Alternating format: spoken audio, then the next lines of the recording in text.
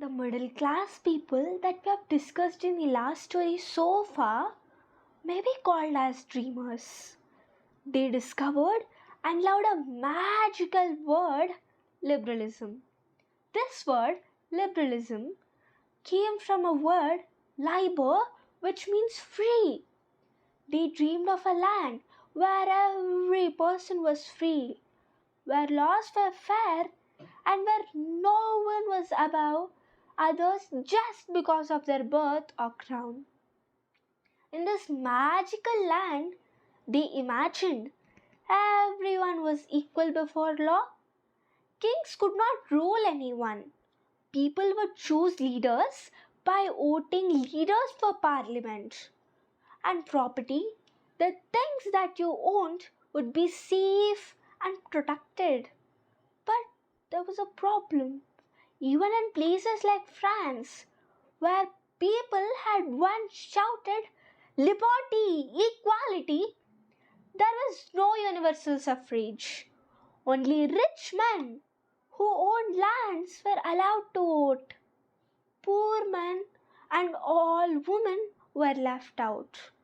Napoleonic Code went back to limited suffrage. Women had to be under husbands or fathers. It was just like a birthday party where only the boys with golden hats were invited. So some brave women and non-propertied men stood up and said, "Hey, that's not fair!" And they marched, wrote, and fought for the right to vote too. They fought for nearly 100 years. Now there was another big mess, the economic mess. Napoleon created 39 states from countless small states. Each of these possessed its own currency, weights, and measurements. In India, we have cities' names ending with Bad. Example, Hyderabad, Secunderabad, Aurangabad, Ahmedabad, Allahabad, Ghaziabad.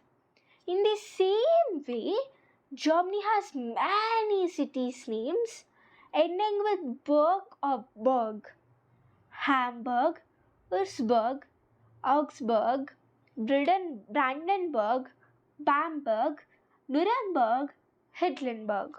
If a trader wants to take a cloth material from Hamburg to Nuremberg to sell this cloth material, he should pay taxes at 11 town borders with 5% tax at each place. In one place, an elli, which is a unit of cloth measurement, meant 54.7 per centimeter in Frankfurt, 55.1 centimeter in Mainz.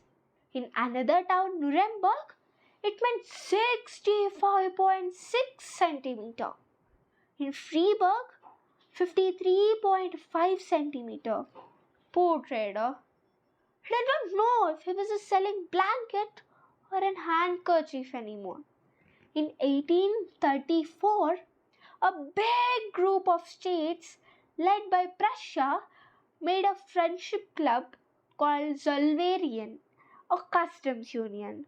They argued for the creation of single economic territory, allowing the unhindered movements of goods, people, and capital.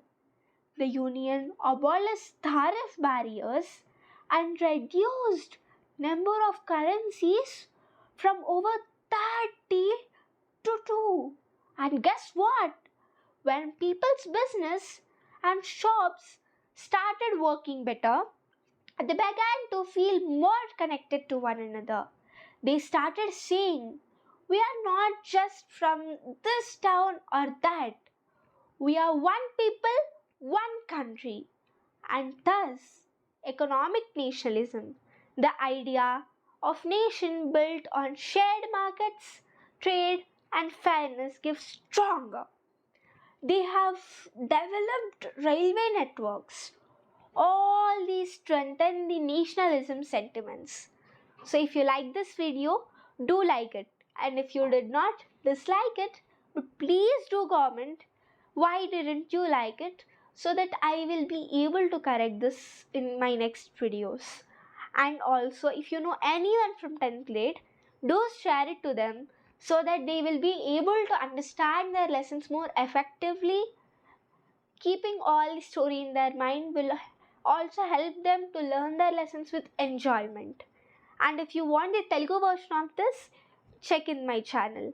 And if you want the PDF, comment in the comment box with contact so that we will be able to share it. For more such videos, please like, share and subscribe. Thank you.